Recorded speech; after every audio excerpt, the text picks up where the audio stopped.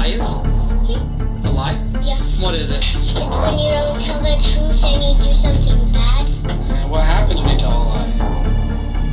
You get in trouble. I know earlier you said you knew something about some robbers or something.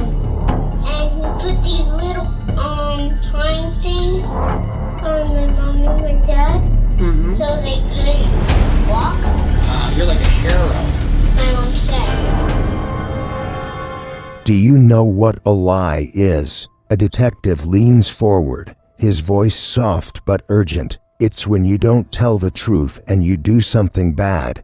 The child replies. 5-year-old Patrick Morrissey is sitting alone in an interrogation room. Just 5 hours ago, he watched a masked man force his parents to their knees. He heard his father's final words, and now, he's the only person who can identify a killer. But first, investigators need to know, is he telling the truth? April 5, 2010, Plantation, Florida, a quiet, middle-class neighborhood just outside Fort Lauderdale. The Morrissey home sits on a tree-lined street where neighbors know each other by name. Children ride bikes on the sidewalk. People wave from their porches. It's the kind of place where nothing bad is supposed to happen. Joe Morrissey, 46, is a beloved community college professor. His colleagues describe him as dedicated,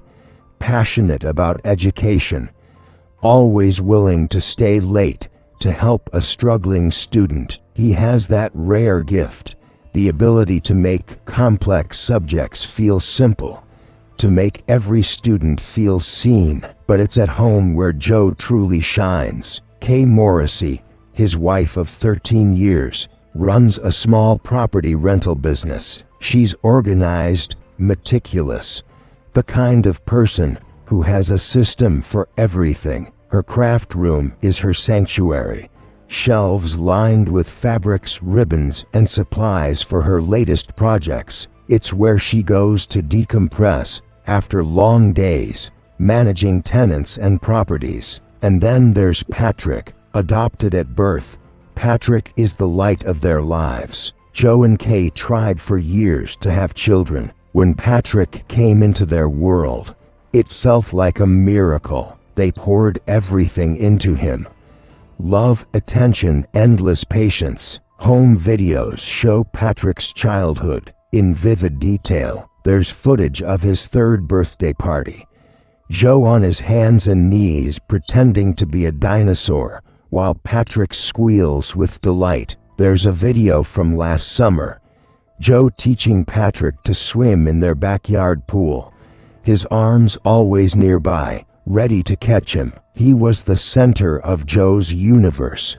Christina remembers. Everything revolved around Patrick. What Patrick wanted to do, where Patrick wanted to go. Joe never complained. He loved every second of it. Christina Morrissey, Kay's daughter from her first marriage, is 22 years old. She doesn't live at home anymore, but she visits often. She's seen the way Joe looks at Patrick, with complete and utter devotion. Joe isn't Patrick's biological father, but you'd never know it. The bond between them is unbreakable, or so they thought. It's 10 o'clock at night. Joe Morrissey has dozed off in front of the television. His wife, Kay, is working late in her craft room, surrounded by fabric and scissors. Their 5-year-old adopted son, Patrick, is asleep in the master bedroom.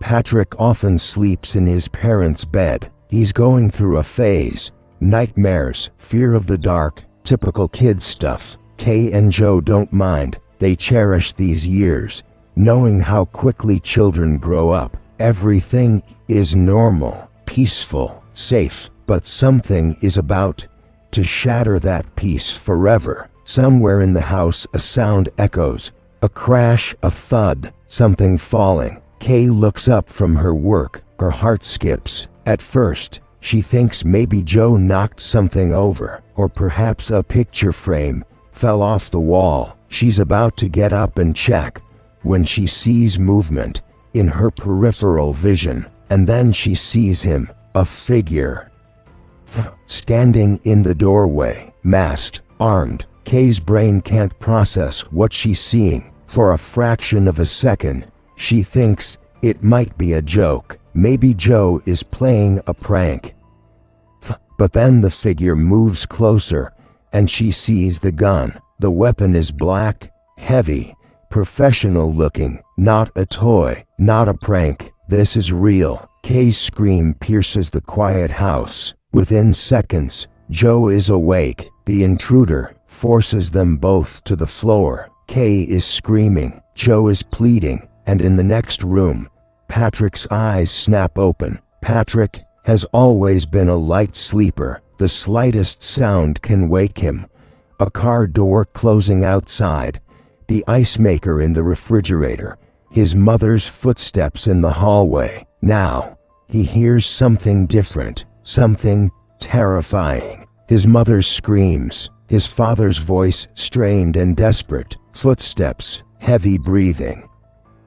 He doesn't move, he doesn't cry out, he lies perfectly still, listening to his parents' voices rise in terror, because even at 5 years old, Patrick Morrissey knows one thing: if he makes a sound, they'll come for him next. Joe Morrissey wasn't just a father, he was a protector, a man who adopted Patrick and gave him a life filled with love, laughter, and endless summer days. But Joe's own childhood wasn't easy. He grew up in a working-class family, the oldest of 4 siblings. His father worked double shifts at a manufacturing plant. His mother cleaned houses to make ends meet. Joe learned early what it meant to sacrifice for the people you love. When he met Kay, he knew immediately.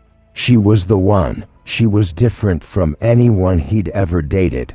Strong, independent, already a mother to Christina. Joe didn't see Christina as Kay's daughter.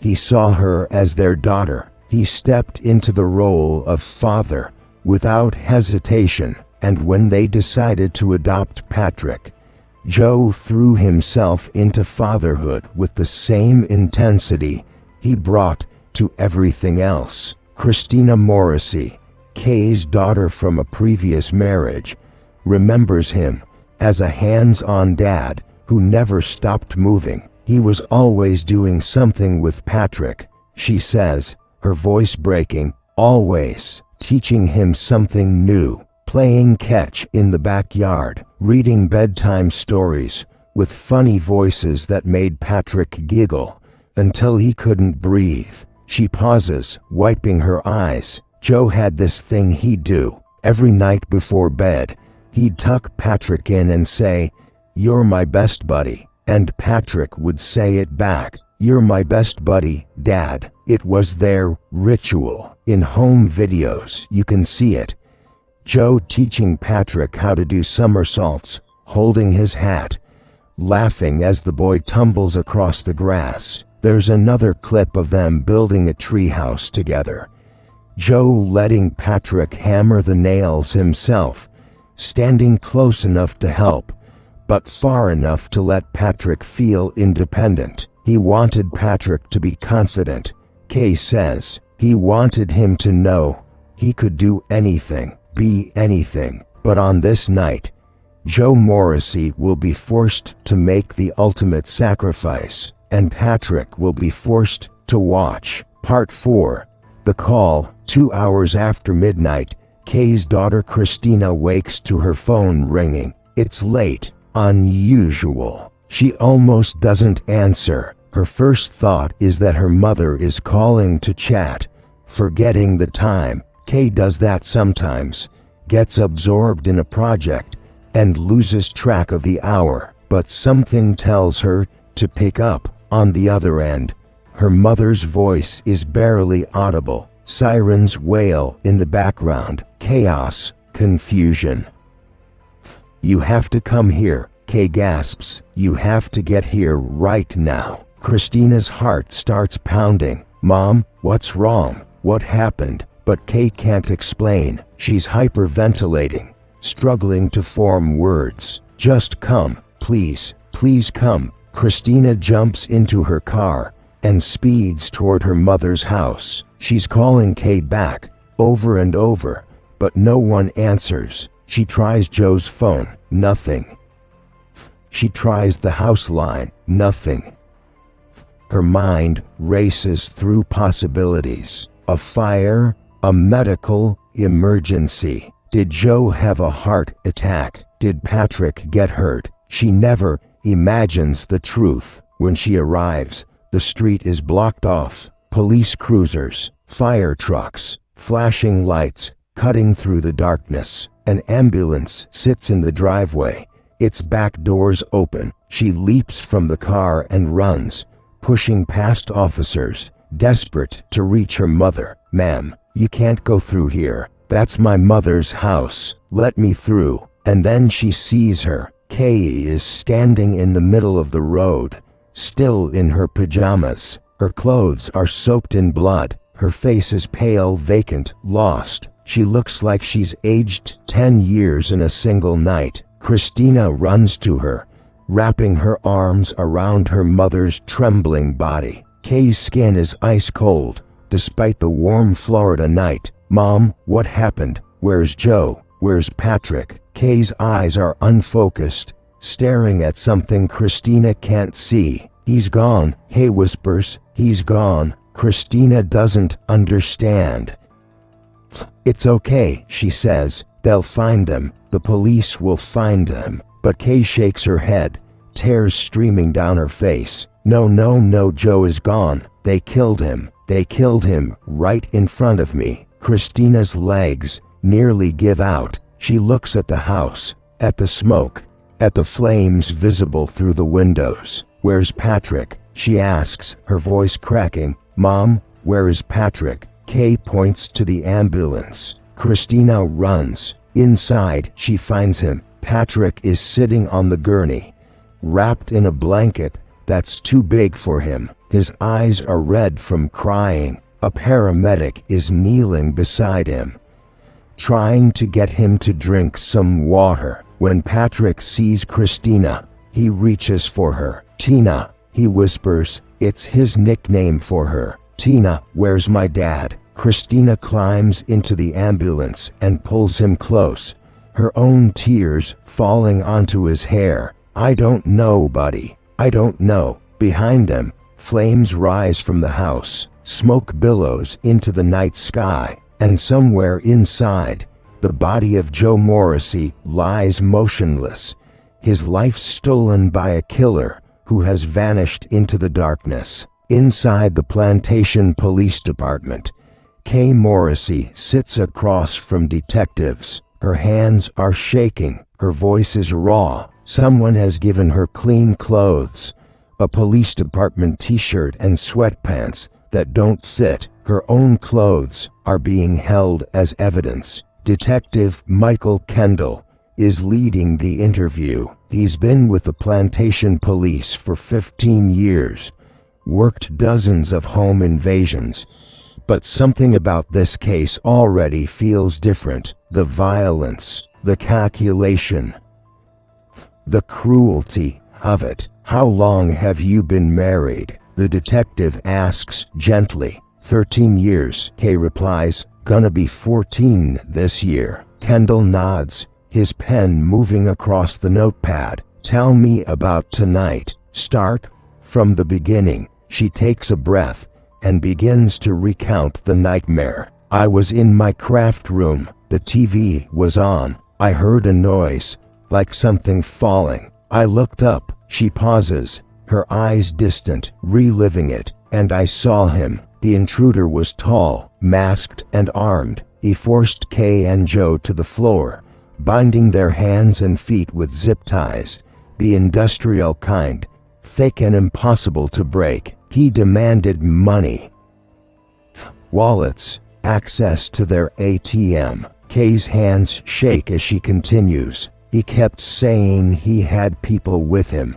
He said Remember, if you do anything stupid, I have the gun. I have your kid. I have your husband, your kids with people back there. Kendall leans forward. Did you believe him, that there were other people? Yes, he had a radio, a two-way radio. He kept talking into it, saying things like, I got them, and we're good. Someone was responding. I heard the static, heard another voice. Kay's voice cracks as she describes what happened next. The intruder took Kay to an ATM, leaving Joe and Patrick behind. It was the longest car ride of her life. She kept thinking about Patrick, about whether Joe was still alive, about whether she'd ever see them again. At the ATM, she withdrew the maximum daily limit, $300. It felt like nothing, like such a small amount of money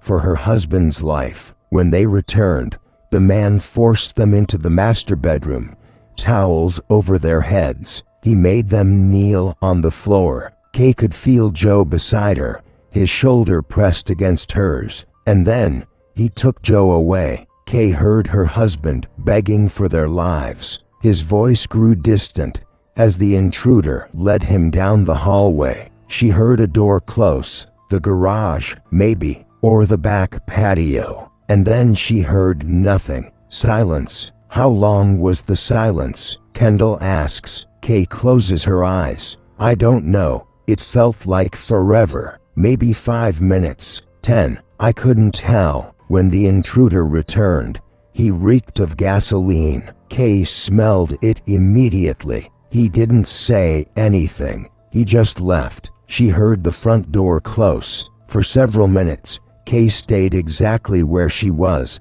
towel over her head, hands and feet bound. She was too terrified to move. What if he came back? What if he was testing her? Then she heard Patrick's voice. Mom, Mom. That's when she knew Joe wasn't coming back. While Kay is being interrogated, Patrick sits alone in the next room. It's a stark space. Gray walls, a metal table, uncomfortable chairs. Someone has brought him a stuffed animal from home.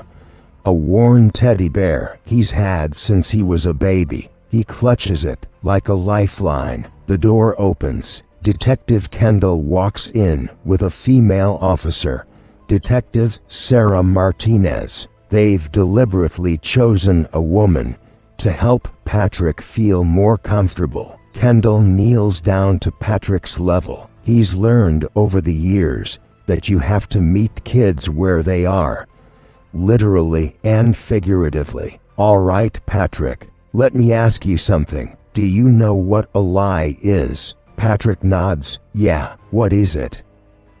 It's when you don't tell the truth, and you do something bad. And what happens when you tell a lie? You get in trouble. Kendall exchanges a glance with Martinez. The kid understands. That's important. I know earlier, you said you knew something about some robbers or something. Patrick's eyes widen. Yeah, robbers in our house. And my dad died. The way he says it breaks Kendall's heart. So matter of fact, like he's talking about a character in a TV show. He doesn't fully understand what that means yet. He doesn't know his father isn't coming back. Were you awake when this happened?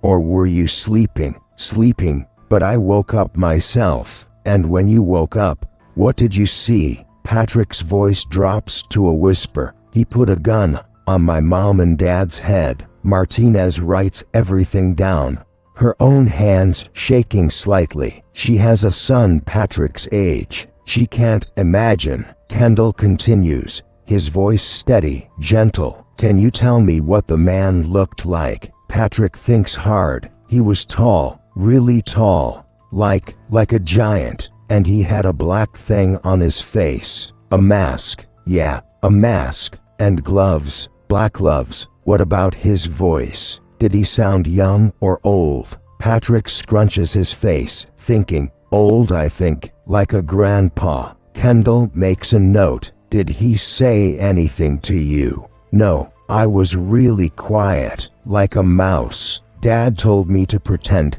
to sleep. Your dad told you that? Patrick nods. He said, pretend you're asleep. So I did. I closed my eyes really tight. Kendall has to pause. He's conducted hundreds of interviews.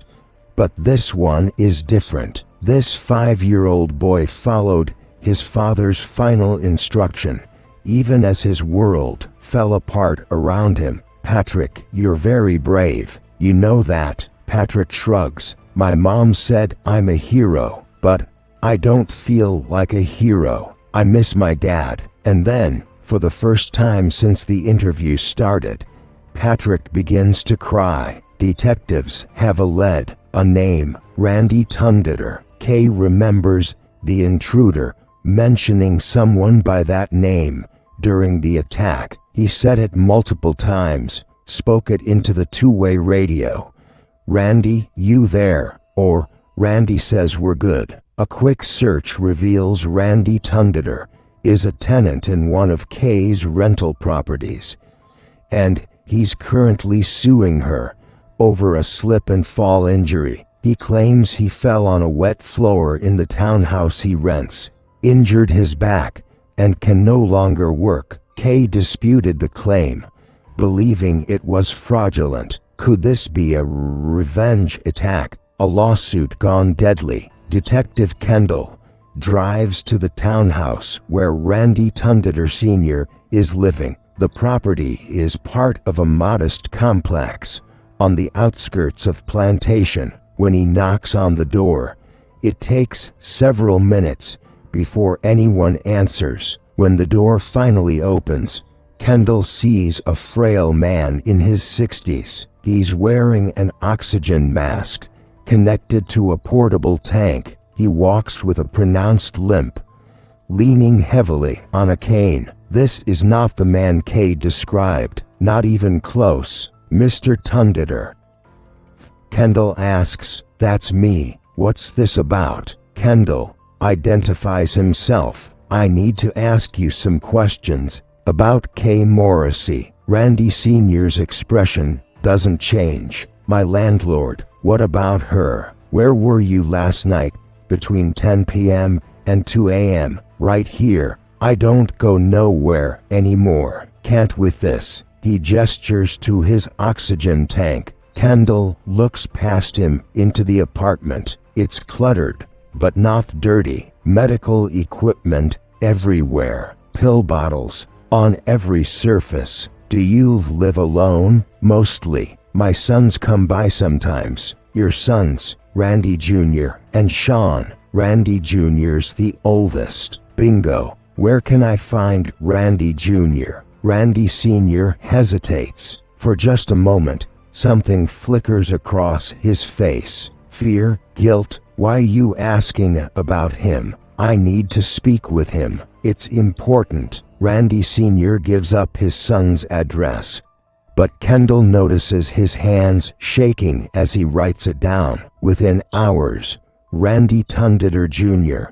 is in custody. But is he the killer, or is someone else pulling the strings?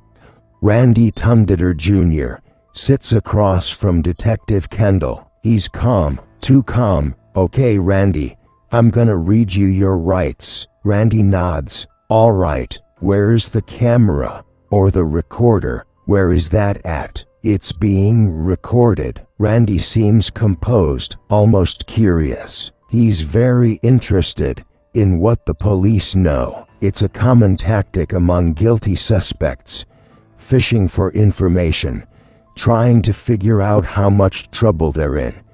I don't have no connection with this murder, he says firmly. I don't know who did it. I want to clear my name because I did not commit this murder. The interview goes on for hours. Kendall presses. Randy deflects. There's no confession, no smoking gun. And then Kendall mentions how they found him, through his father. Randy doesn't seem surprised. I did call my dad, he admits. He's been a good father. He tries to direct me the right way, and I go the wrong way. He's really a good man. He's a very hard worker. He's a stand-up guy. He would never do nothing like this." Kendall leans back, studying Randy's face. There's something off about the way he defends his father. Too emphatic, too quick. "Honestly, I think you may be involved in it." Randy meets his eyes. "Then,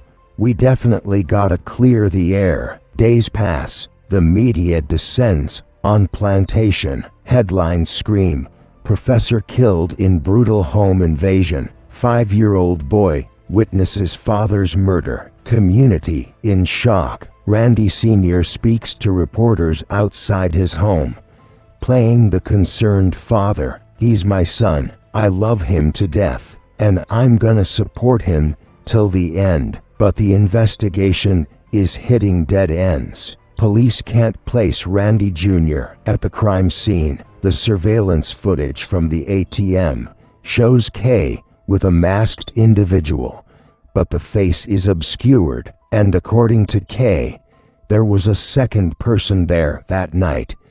Someone on the other end of a two-way radio. Without more evidence, Joe Morrissey's murder could remain unsolved. Christina attends her stepfather's funeral. Kay insists on a closed casket. "I did not want Patrick to see his dad in that condition at all," she says. Patrick doesn't understand why his father isn't coming home. He looks at airplanes in the sky and says, "My dad is on the airplane. He's coming home." Kay's heart breaks a little more each day. Then, something unexpected happens. Detective Kendall gets a phone call. It's Sean Tundeter, Randy Jr.'s younger brother. He wants to come in. He has something to say. Kendall agrees to meet him. When Sean walks into the station, Kendall immediately notices he's nervous but determined. His leg bounces under the table. His hands fidget with his car keys. "You called us," Kendall says. "You said you know your brother.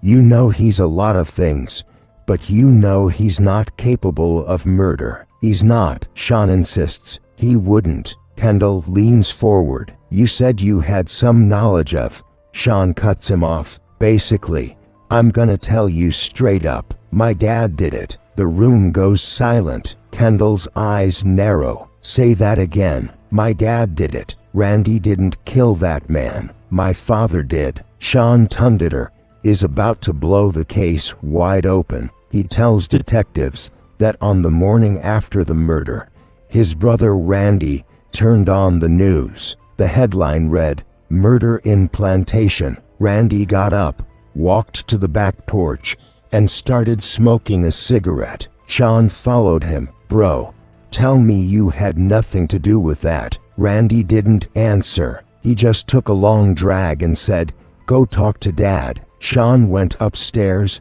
and confronted his father. "Pa, have you seen the news?" Randy Sr. turned to him, his face hard. "You need to shut up, because I'll kill you if I have to." Sean knew right then his father was the one who planned the home invasion. His father was the one who killed Joe Morrissey. But Randy Jr. is in the next room, and he's about to confess too.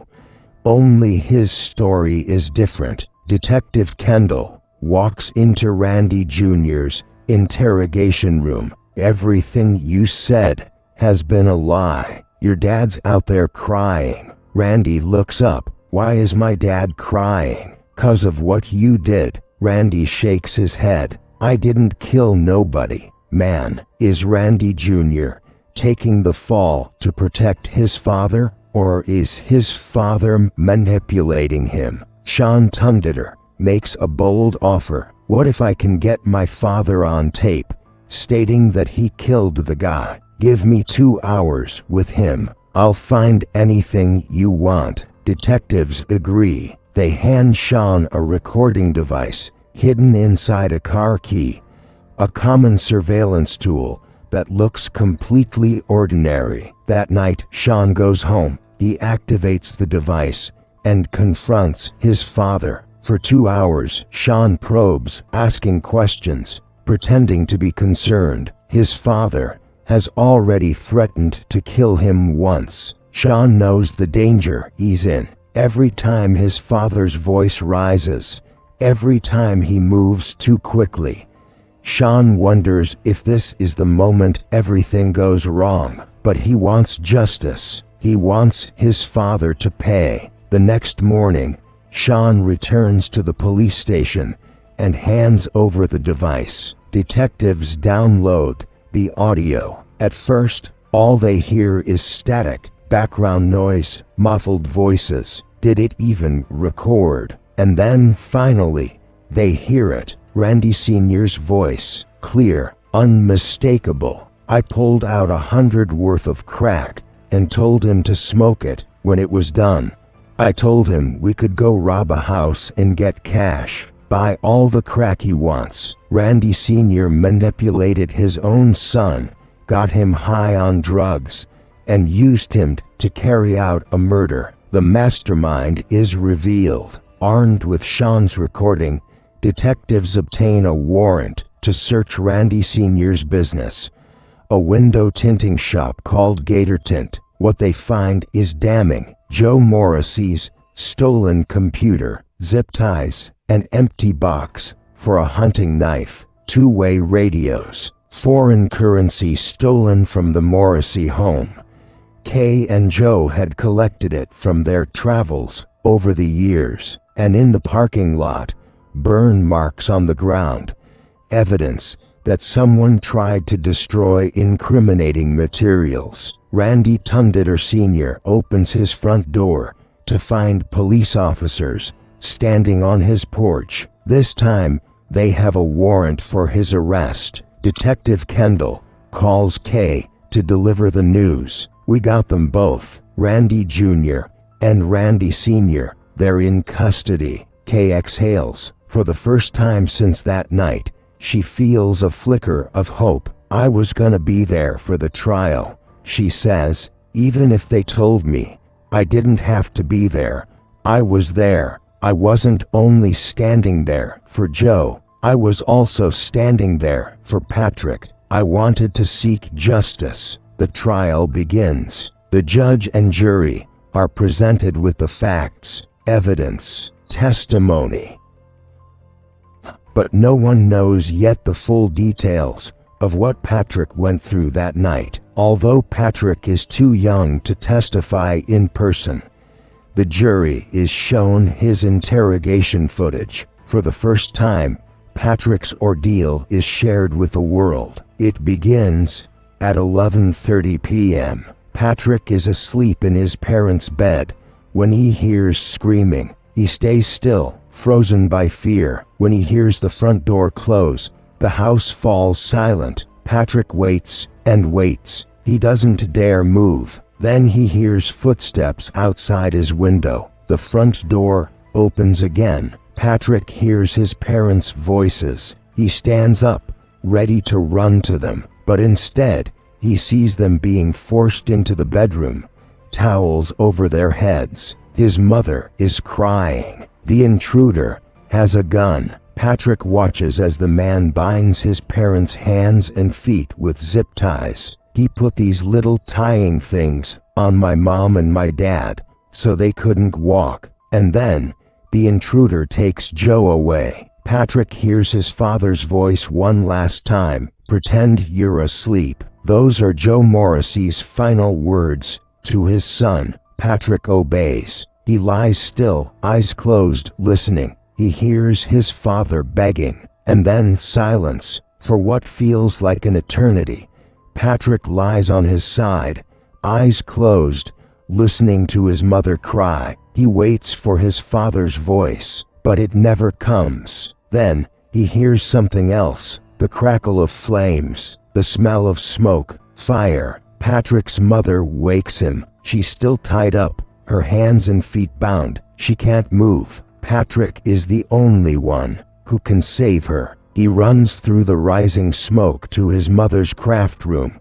and grabs a pair of scissors. His hands shake as he cuts the zip ties. I saved my mom and got the scissors to cut those. The detective's voice is soft. Wow, You're like a hero." Patrick nods. "My mom said, in the courtroom, there isn't a dry eye." Patrick's courage, his father's sacrifice, has left everyone speechless. Joe Morrissey shielded his family until his final breath, and Patrick followed in his footsteps. He saved his mother's life. Randy Tundeter Jr. takes the stand. To everyone's surprise, he confesses. Not only does he admit to his role in the crime, but he also testifies against his own father. The fact that he would sit here and say that it was me and my brother who did this and planned this, I feel like that's wrong. You shouldn't do anything to hurt your kids.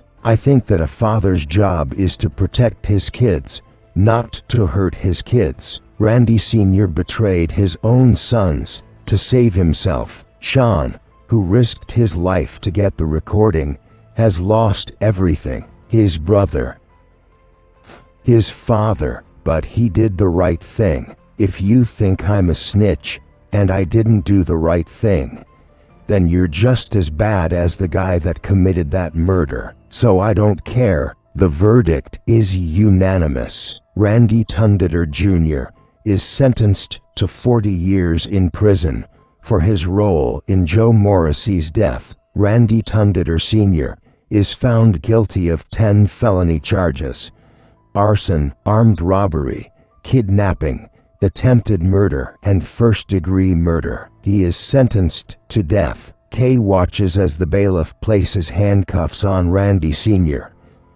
The click of those handcuffs is something I still don't forget. Justice has been served, but the scars remain. Patrick and Kay's lives are forever changed. Patrick begins showing signs of PTSD, nightmares, flashbacks, fear. He won't sleep alone. He checks locks constantly. Loud noises send him into panic, but Kay is determined to help him heal. I wanted other people to see that they can survive, and I think my son also does the same thing. Patrick grows up knowing his father died protecting him, and he carries that legacy with him every day. I definitely feel Patrick is my hero.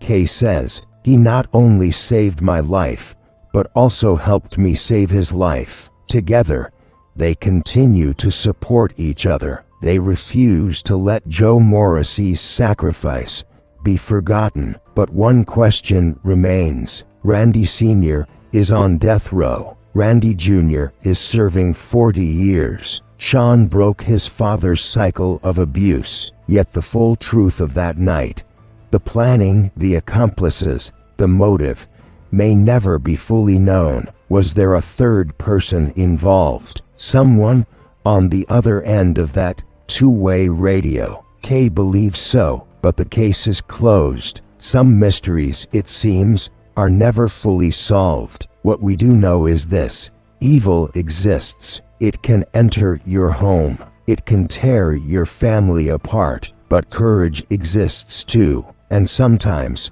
courage comes from the smallest among us. Joe Morrissey's legacy lives on in Patrick, in the way Patrick looks after his mother, in the way he honors his father's memory. Patrick is now a young man. He's studying criminal justice. He wants to help others the way his father helped him. Kay continues to tell their story, to remind the world that even after unimaginable tragedy, there is hope, there is healing, there is life worth living. Sean Tundeter, the brother who risked everything, lives with the weight of his choice, but he stands by it. I'm proud of Sean, Detective Kendall says. I'm not sure if we would have had Randy Sr. convicted if we didn't have that recording. Kay agrees. Sean Tundeter is a very brave person.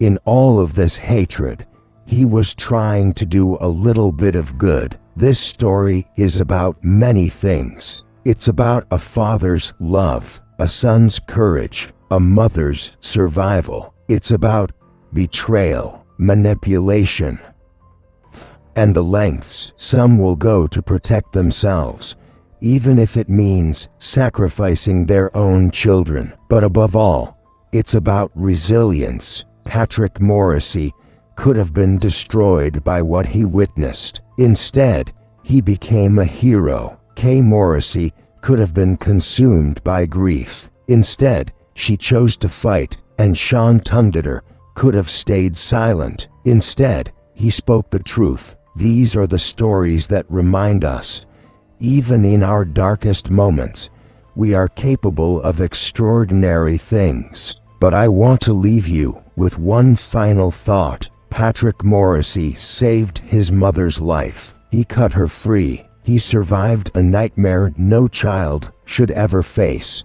But there's something Patrick said during his interrogation that haunts me. When the detective asked him what happened after his father was taken away, Patrick said, "I was like so scared. He never answered me. I kept calling him, and he didn't answer me." Patrick called out for his father again and again, and his father never answered because Joe Morrissey was already gone. What must that moment have felt like for a 5-year-old boy calling out into the darkness, hoping, praying that his father would come back, and knowing somehow that he never would? That's the question that stays with me, not the details of the crime, not the verdict, not even the justice that was served, but the image of a little boy, alone in the dark, calling for his father and hearing only silence. If this story shocked you,